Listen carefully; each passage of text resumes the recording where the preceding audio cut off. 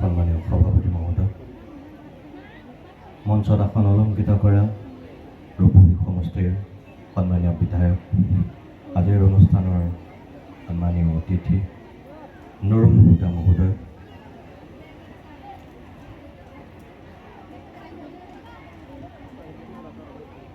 অঞ্চলটোৰ এখন শিক্ষানুষ্ঠানৰ উচ্চতৰ মাধ্যমিক বিদ্যালয়ৰ সন্মানীয় অধ্যক্ষ মহোদয়, মোৰ বন্ধু অভিজিৎ ভূঞাকে প্ৰমুখ্য কৰি মঞ্চত আসন অলংকৃত কৰা বিশিষ্ট ব্যক্তিসকল, এই জাতীয় বিদ্যালয়ৰ সন্মানীয় অধ্যক্ষ মহোদয়ৰ পৰা আৰম্ভ কৰি শিক্ষক শিক্ষয়িত্ৰীসকল, অঞ্চলটোৰ অভিভাৱক সমাজ, বিভিন্ন বিদ্যালয়ৰ পৰা অহা শিক্ষক সমাজ, অঞ্চলটোৰ স্থানীয় বিদ্যালয়সমূহৰ পৰা অহা শিক্ষাৰ্থীসকল আৰু এই সতীৰপাৰ জাতীয় বিদ্যালয়ৰ মৰমৰ ছাত্ৰ ছাত্ৰীসকল, প্ৰথমতে মই আপোনালোক সকলোকে নমস্কাৰ জনাইছোঁ, প্ৰণিপাত জনাইছোঁ আৰু আপোনালোকৰ আজিৰ এই সতীৰপাৰ জাতীয় বিদ্যালয়ৰ যি প্ৰতিষ্ঠা দিৱস, এই 16 সংখ্যক প্ৰতিষ্ঠা দিৱসৰ মই সফল পৰিসমাপ্তি হোৱাটো কামনা কৰিছোঁ। কি টেলিভিশ্যনেই হওক, কি খবৰ সমিতিয়ে হওক, মই খোলাখুলিকৈ কথা কৈ ভাল পাওঁ আৰু মনলৈ যিবিলাক কথা আহে মই কোনো আৰ বেৰ নোহোৱাকৈ কথাখিনি কওঁ। কিছুমানে ভাল পায় আৰু কিছুমানে বেয়া পায়। ইয়াতো এই মুহূৰ্তত মোৰ বিবেকে যিকেইটা কথা ক'বলৈ অনুমতি দিয়ে তেনেকুৱা কেইটামান কথা আপোনালোকৰ আগত কওঁ। যদি কাৰোবাৰ কামত আহে মোৰ ভাল লাগিব আৰু যদি এখন কাণেৰে সময় আপোনালোকে এখন কাণেৰে লগত লগত উলিয়াইও দিয়ে তেতিয়াও মোৰ ক'বলগীয়া বৰ বিশেষ একো নাথাকিব। এই যে আজি শিক্ষানুষ্ঠানখনৰ এটা প্ৰতিষ্ঠা দিৱসৰ লগত সংগতি ৰাখি ইমান এটা সুকীয়া পৰিৱেশ ইয়াত সূচনা হৈছে, প্ৰথমতে মই এই জাতীয় বিদ্যালয়খনৰ অধ্যক্ষৰ পৰা আৰম্ভ কৰি শিক্ষাগুৰুসকলৰ পৰা বিদ্যালয়খনৰ লগত জড়িত হোৱা প্ৰত্যেকগৰাকী কৰ্মকৰ্তা, অভিভাৱক মণ্ডলীক অন্তৰৰ পৰা ধন্যবাদ জনাইছোঁ যে এখন জাতীয় বিদ্যালয় কেৱল কেইজনমান ছাত্ৰ ছাত্ৰীক যে শিক্ষাদান কৰা এখন মাত্ৰ বিদ্যালয় নহয়, অসম জাতীয় বিদ্যালয়ৰ আৰ্হিত অসমৰ ইমূৰৰ পৰা সিমূৰলৈ যিবিলাক জাতীয় বিদ্যালয় প্ৰতিষ্ঠা হৈছে, সেই জাতীয় বিদ্যালয়বিলাক যে অসমৰ জাতীয় জীৱনৰ অন্যতম এক শক্তিশালী আন্দোলন, তাৰ প্ৰমাণ আপোনালোকৰ আজিৰ এই পৰিৱেশটোৱে ইয়াক সূচনা কৰিছে। গতিকে মই ভাবোঁ যে 1994 চনৰ 1 জানুৱাৰীত গুৱাহাটীৰ কেইবাগৰাকীও স্বনামধন্য ব্যক্তিয়ে যি সপোন লৈ অসম জাতীয় বিদ্যালয়ৰ এই আন্দোলনৰ সূত্ৰপাত ঘটাইছিল আৰু সেই আন্দোলনৰ পৰৱৰ্তী সময়ৰ যিটো পৰিৱেশ ফলে ফুলে জাতিষ্কাৰ হৈ শদিয়াৰ পৰা ধুবুৰীলৈকে যিধৰণে জাতীয় বিদ্যালয়ে নিজৰ প্ৰভাৱ আজি শক্তিশালী ৰূপত গঢ়ি তুলিবলৈ সক্ষম হৈছে, তাৰ চাক্ষুষ নিদৰ্শন আপোনালোকৰ এই জুৰীয়া অঞ্চলৰ সতীৰপাৰ জাতীয় বিদ্যালয়লৈ আহি মই প্ৰত্যক্ষ কৰিছোঁ। আৰু সেইকাৰণে আজিৰ পৰা প্ৰায় 31 বছৰ হোৱা এই জাতীয় বিদ্যালয় নামৰ আন্দোলনৰ যিসকল সৈনিক, যিসকল সেনাপতি, মই সকলোকে শ্ৰদ্ধাৰে সোঁৱৰণ কৰিছোঁ আৰু আশা কৰিছোঁ আগন্তুক দিনতো জাতীয় বিদ্যালয়ৰ এই আন্দোলনৰ ধাৰাটো অব্যাহত থাকিব। কিয় এই যে মই ক'লোঁ কেইজনমান ছাত্ৰ ছাত্ৰীক পাঠদান কৰা এখন মাত্ৰ বিদ্যালয় নহয়, কেইগৰাকীমান শিক্ষাগুৰুৱে কাম কৰা এখন মাত্ৰ শিক্ষানুষ্ঠান নহয়, কেইগৰাকীমান সুধী সমাজ বা বিশিষ্ট ব্যক্তিৰ অংশগ্ৰহণেৰে অঞ্চল বিশেষে গঢ় লৈ উঠা জাতীয় বিদ্যালয়বিলাকৰ কেৱল তেওঁলোক পৰিচালনা সমিতিৰ সদস্য নহয়, আমাৰ কাৰণে এক জাতীয় আন্দোলন। মই কিয় কৈছোঁ, অসম জাতীয় বিদ্যালয়ৰ আৰ্হিত যিমানবিলাক এতিয়া বিদ্যালয় আমাৰ ৰাজ্যখনত গঢ় লৈ উঠিল এই যোৱা 30 বছৰত, যিসকলে আপোনালোকে খবৰ ৰাখিছে আপোনালোক জ্ঞাত, কিন্তু যিসকলে আপোনালোকে খবৰ ৰখা নাই আপোনালোকে চাগে গম নাপায় যে আজি অসমৰ শদিয়াৰ পৰা ধুবুৰীলৈ এই 30 বছৰত এখন বিদ্যালয়ে আৰম্ভ কৰা এটা জাৰ্ণিয়ে, এটা যাত্ৰাই আজি এই পৰ্যায়ত উপনীত হৈছেহি যে স্বাধীনতাৰ ৭৫ বছৰৰ পিছত য'ত আমাৰ চৰকাৰী যিবিলাক বিদ্যালয় কাৰোবাৰ ৫০ বছৰ, কাৰোবাৰ ৭৫ বছৰ, কাৰোবাৰ ৬৫ বছৰ, আনকি বহু শিক্ষানুষ্ঠান আছে যিবিলাকৰ শতবাৰ্ষিকীও আনকি উদযাপিত হৈছে। সেই বিদ্যালয়বিলাকৰ ভৱিষ্যত কেনেকুৱা হ'ব তাক লৈ আজি মানুহ সন্দিহান হৈছে। আৰু সেই একেটা সময়তে সেই ৫০ বছৰ গৰকা, ৭৫ বছৰ গৰকা বা ৭০-৮০ বছৰ গৰকা সেই চৰকাৰী বিদ্যালয়খনৰ নিচেই ওচৰতেই এখন জাতীয় বিদ্যালয় গঢ় লৈ উঠিছে। আৰু সেই জাতীয় বিদ্যালয়খনৰ দিনক দিনে তাৰ ঊৰ্ধ্বমুখী যাত্ৰা আৰম্ভ হৈছে আৰু চৰকাৰী বিদ্যালয়খনৰ গতি লাহে লাহে হ্ৰাস পাইছে। এইটো এই জাতীয় বিদ্যালয়ৰ কেপাচিটি। মই কোৱা নাই যে সকলো চৰকাৰী বিদ্যালয় বেয়া হৈ গৈছে, মই কোৱা নাই। কিন্তু আমাৰ যদি শিক্ষা ব্যৱস্থাক আমি মন কৰি চাওঁ তেনেহ'লে আমি দুই ধৰণে বিশ্লেষণ কৰিব পাৰোঁ যে আমাৰ যিবিলাক চৰকাৰী বিদ্যালয় আছে এই বিদ্যালয়বিলাকৰ দুটা শ্ৰেণী আছে। এটা হৈছে সম্পূৰ্ণৰূপে চৰকাৰী বিদ্যালয় আৰু আনটো হৈছে অৰ্ধ চৰকাৰী। অলপ চৰকাৰীকৰণ হৈছে আৰু অলপ হ'বলৈ বাকী আছে, এনেকুৱা ধৰণৰ। তাৰ বাহিৰে চৰকাৰী বিদ্যালয়ৰ বাহিৰে যিবিলাক আনটো শাখাত, দ্বিতীয়টো শাখাত যিবিলাক বিদ্যালয় আছে সেই বিদ্যালয়বিলাক বেচৰকাৰী আৰু ৰাজহুৱা বিদ্যালয়। এই ৰাজহুৱা বিদ্যালয়বিলাকৰো দুটা শাখা আছে। এটা হৈছে ইয়াৰ কোনোবা একাংশ মালিক থাকে, একোজন স্বত্বাধিকাৰী থাকে, তেওঁ নেতৃত্বত এখন বিদ্যালয় গঢ় লৈ উঠে। প্ৰিন্সিপালৰ পৰা আৰম্ভ কৰি, শিক্ষকৰ পৰা আৰম্ভ কৰি সকলো কৰ্মচাৰী তেওঁ নিয়োগ কৰে আৰু তাত ছাত্ৰ ছাত্ৰীয়ে শিক্ষা গ্ৰহণ কৰে। প্ৰথম শাখাটোত এই শ্ৰেণী পৰিছে। আৰু দ্বিতীয় যিটো শাখা এই বেচৰকাৰী বিদ্যালয়, সেই বেচৰকাৰী বিদ্যালয় দ্বিতীয় শাখাটোত এজন কোনো নিৰ্দিষ্ট স্বত্বাধিকাৰী বা মালিক নাথাকে। তাত থাকে ৰাইজৰ দ্বাৰাই গঠিত হোৱা এখন সমিতি বা এটা ন্যাস বা এখন বিশেষ ধৰণৰ শক্তিশালী পৰামৰ্শদাতা সমিতি। ৰাজহুৱাভাৱে তেওঁলোকে সেই বিদ্যালয়খন প্ৰতিষ্ঠা কৰে আৰু ৰাজহুৱাভাৱে সেই বিদ্যালয়খন তেওঁলোকে পৰিচালনা কৰে। শংকৰদেৱ শিশু নিকেতনৰ আৰ্হিত যিবিলাক বিদ্যালয় আছে মোটামুটি সেই বিদ্যালয়বিলাক তেনেকুৱা কোনো মালিকৰ অধীনত নথকা বিদ্যালয়, এই ৰাজহুৱাভাৱে পৰিচালিত হয়। এই অসম জাতীয় বিদ্যালয়ৰ যিবিলাক গঠন হৈছে, এই অসম জাতীয় বিদ্যালয়ৰ আৰ্হিত, বিশেষকৈ নুনমাটি জাতীয় বিদ্যালয়ৰ আৰ্হিত যিসকলে জাতীয় বিদ্যালয় খুলিছে সেইবিলাকো এই ৰাজহুৱাভাৱে পৰিচালিত হোৱা বিদ্যালয়। কিন্তু তাৰ বাহিৰত দুই এক এনেকুৱা বিদ্যালয় আছে যি সম্পূৰ্ণৰূপে এজন মালিকৰ অধীনত থাকে। এজন মালিকে স্বত্বাধিকাৰীয়ে পৰিচালনা কৰে, প্ৰিন্সিপালৰ পৰা আৰম্ভ কৰি সকলো শিক্ষক কৰ্মচাৰীক তেখেতে নিয়োগ কৰে। এই দুইটা ধাৰণেৰে জাতীয় বিদ্যালয়বিলাক আজি ৰাজ্যখনৰ শদিয়াৰ পৰা ধুবুৰীলৈ যদি আমি হিচাপ কৰি চাওঁ তেনেহ'লে দেখিম যে আজি প্ৰায় ৫,০০০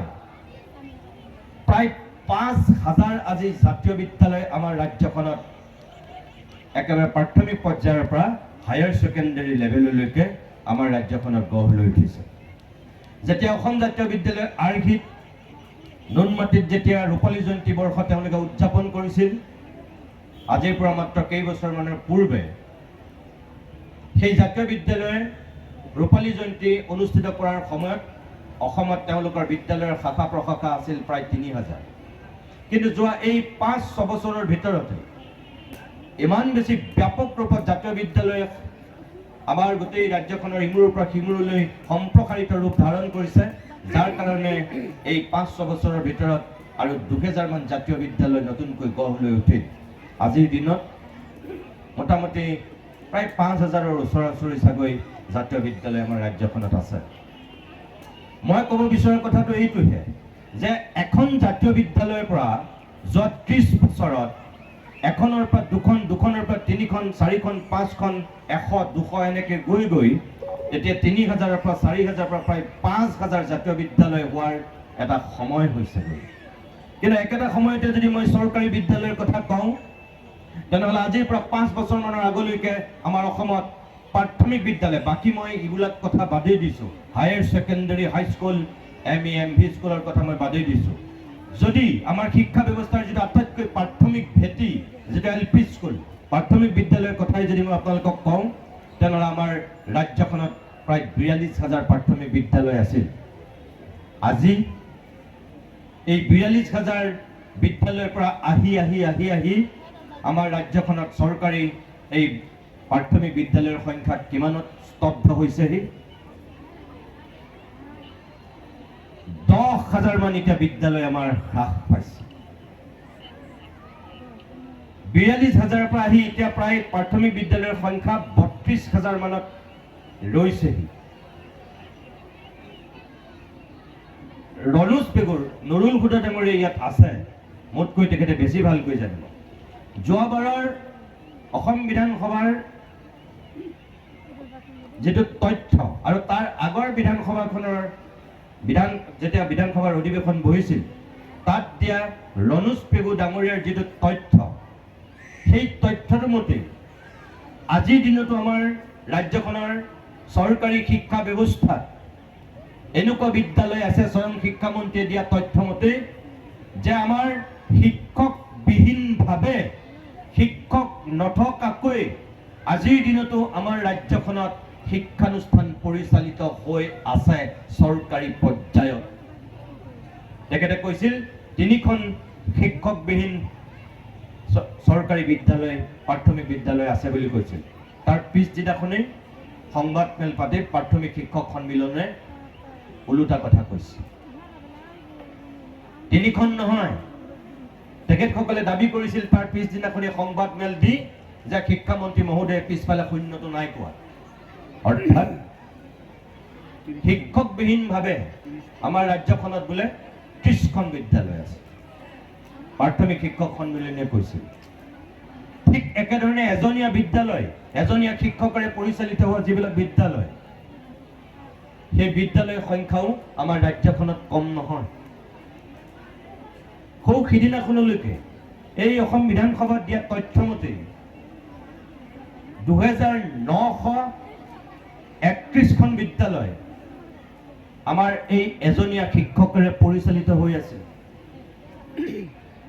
তাৰ মানে মই এটা সাধাৰণ ছবিৰ কথা আপোনালোকক কিয় কৈছো, যে তেনেকুৱা অৱস্থা আজি শংকৰদেৱ শিশু নিকেতনৰ কথাই কওক বা অসম জাতীয় বিদ্যালয়ৰ নিচিনা যিবিলাক বিদ্যালয় গঢ় লৈ উঠিছে, এই বিদ্যালয়বিলাকে যিটো পৰিকাঠামো নিৰ্মাণ কৰিছে, অভিভাৱক সমাজ বা আমাৰ বৌদ্ধিক সমাজৰ দৃষ্টি আকৰ্ষণ কৰিব পৰাকৈ তেওঁলোকে বিদ্যালয়বিলাকক যেনেকৈ গঢ়ি তুলিছে, একেইটো অসমীয়া মানুহ, একেইটো আমাৰ অভিভাৱক সমাজ যদি শংকৰদেৱ শিশু নিকেতন বা এই অসম জাতীয় বিদ্যালয়ে এই বিদ্যালয়বিলাকক এটা মাত্ৰালৈ লৈ যাব পাৰিছে, তেনেহ'লে আমি কিয় একেখিনি মানুহেই আমি ইখনৰ পিছত সিখন চৰকাৰী বিদ্যালয় বন্ধ কৰিছোঁ আৰু এমালগ্ৰেশ্যন কৰিছোঁ। LP, ME, হাইস্কুল আমি এমালগ্ৰেশ্যন কৰি পেলাই আমি একত্ৰীকৰণ কৰিছোঁ, কৰি পেলাই আমি বিদ্যালয়ৰ সংখ্যা সিফালে আমি হ্ৰাস কৰি আনিছোঁ। চৰকাৰী বিদ্যালয়ত ছাত্ৰ ছাত্ৰীৰ সংখ্যা দৈনিক হ্ৰাস পাইছে আৰু বেচৰকাৰী মাধ্যমৰ বিদ্যালয়ত, চৰকাৰী বিদ্যালয়ৰ তুলনাত ইয়াত ছাত্ৰ ছাত্ৰীৰ সংখ্যা দিনক দিনে বৃদ্ধি হৈ গৈ আছে। কিয়? এই কাৰণেই যে ইয়াৰ যিটো পৰিকাঠামো, ইয়াৰ যিটো ষ্টেণ্ডাৰ্ড, মই ভাবোঁ যে চৰকাৰী বিদ্যালয়ৰ বহু শিক্ষানুষ্ঠানতকৈ কিছু পৃথক। সেইকাৰণেই চাগে মানুহৰ এতিয়া আকৰ্ষণ আৰু আগ্ৰহটো এই অসম জাতীয় বিদ্যালয়ৰ নিচিনা বিদ্যালয়বিলাকৰ প্ৰতি অধিক বৃদ্ধি পাবলৈ ধৰিছে। ইয়াৰ অন্যতম এটা কাৰণ এই যে মই কিছু সময় পূৰ্বে কৈছিলোঁ, কেইজনমান ছাত্ৰ ছাত্ৰীক শিক্ষাদান কৰা এখন মাত্ৰ শিক্ষানুষ্ঠান নহয়, বা কেইগৰাকীমান শিক্ষকে মাত্ৰ কাম কৰা এখন শিক্ষাৰ প্ৰতিষ্ঠান নহয়। ইয়াত কি কৰা হয়? মোৰ অনুমান, মই দূৰৰ পৰাই যিখিনি এই জাতীয় বিদ্যালয়ৰ নিচিনা বিদ্যালয়বিলাকক বিশ্লেষণ কৰোঁ, অধ্যয়ন কৰিবলৈ চাওঁ, মোৰ মতে ইয়াত 3টা বস্তুক সৰ্বাধিক গুৰুত্ব দিয়া হয়। 1, ভাষা; 2, নিজৰ কৃষ্টি সংস্কৃতি; আৰু 3, আমাৰ সভ্যতা আৰু সাহিত্য। এই যে চাৰ্টিফিকেট আৰু মাৰ্কশ্বিটখনক অকল অগ্ৰাধিকাৰ দিয়াতকৈ একেটা সময়তে জাতি নিৰ্মাণ কৰিবৰ কাৰণে, ৰাষ্ট্ৰ নিৰ্মাণ কৰিবৰ কাৰণে, পূৰ্ণাংগ মানুহ নিৰ্মাণ কৰিবৰ কাৰণে আমাক যিবিলাক উপাদানৰ দৰকাৰ, যিবিলাক গুণ আমাক দৰকাৰ, সেই সকলোবিলাক উপাদান এই জাতীয় বিদ্যালয়বিলাক বা এই শংকৰদেৱ শিশু নিকেতনৰ আৰ্হিত গঠন হোৱা বিদ্যালয়বিলাকে বৰ্তাই ৰাখিবলৈ চেষ্টা কৰিছে। আজি মই কোৱা নাই যে চৰকাৰী মাধ্যমৰ বিদ্যালয়ত সেইবিলাক নাই, আছে, তাতো আছে। আৰু সকলো চৰকাৰী মাধ্যমৰ বিদ্যালয় যে বেয়া হৈ গৈছে মই সেইটোও আপোনালোকক নকওঁ। কিন্তু যিখিনি জীয়াই আছে চৰকাৰী মাধ্যমৰ বিদ্যালয়ত, যিখিনি সেই পৰিৱেশটো অটুট আছে, তেওঁলোকে অত্যন্ত সংগ্ৰাম কৰি আৰু খুব কষ্ট আৰু ত্যাগৰ মাজেৰে সেই পৰ্যায়টো একাংশ প্ৰধান শিক্ষকে বা অধ্যক্ষই ধৰি ৰাখিছে, বাকী শিক্ষক সমাজৰ সহযোগত, অভিভাৱক মণ্ডলীৰ সহযোগিতা, কষ্ট কৰি পেলাই তেওঁলোকে সেই পৰিৱেশটো বৰ্তাই ৰাখিছে। কিন্তু যিসকলে সেই কষ্টটো কৰা নাই, যিসকলৰ সেই ত্যাগ নাই, সেই বিদ্যালয়বিলাক সেই পৰ্যায়ত উজলি উঠা নাই, সেইবিলাক বেলেগ দিশলৈ গতি কৰিছে। কিন্তু ইয়াত এই যে মই ক'লো, নুনমাটি অসম জাতীয় বিদ্যালয়ে কোনখিনি কথাক গুৰুত্ব দিয়ে? অকল ছাত্ৰ ছাত্ৰীক পাঠদান কৰাতেই, চোকা কৰাতেই, মেধা কৰাতেই গুৰুত্ব দিয়ে নেকি? নহয়। তাৰ ছাত্ৰ ছাত্ৰীৰ শাৰীৰিক, মানসিক আৰু বৌদ্ধিক বিকাশৰ কাৰণে যিখিনি গুণ দৰকাৰ, সেই গুণখিনিক কেনেকৈ তাত পূৰ্ণাংগ পৰ্যায়ত ৰূপায়িত কৰিব পৰা যায়, উদ্ভাসিত কৰিব পৰা যায়, ছাত্ৰ ছাত্ৰীৰ মন কেনেকৈ আন্দোলিত কৰিব পৰা যায়, কেনেকৈ আহ্লাদিত কৰিব পৰা যায়, ছাত্ৰ ছাত্ৰীসকলক প্ৰকৃত মানুহ কৰিবৰ কাৰণে যিখিনি শিক্ষাৰ প্ৰয়োজন, সেই শিক্ষাটোক প্ৰাথমিকৰ পৰাই গুৰুত্ব দি দি লৈ যোৱা হয়। এখন ভাল চাৰ্টিফিকেট, এখন ভাল মাৰ্কশ্বিট আমাৰ প্ৰত্যেকগৰাকী অভিভাৱকেই নিজৰ সন্তানৰ পৰা আশা কৰে বা শিক্ষাৰ্থীসকলৰ পৰা আশা কৰে। সেয়া স্বাভাৱিক, সেয়া দৰকাৰ, সেয়া প্ৰয়োজন। কিন্তু এখন বিদ্যালয়লৈ অভিভাৱকে অকল নিজৰ ল'ৰাটোক অকল চোকা হ'বৰ কাৰণে পঠিয়াই নে? অকল মেধা হ'বৰ কাৰণে ছোৱালীজনীক পঠিয়াই নে?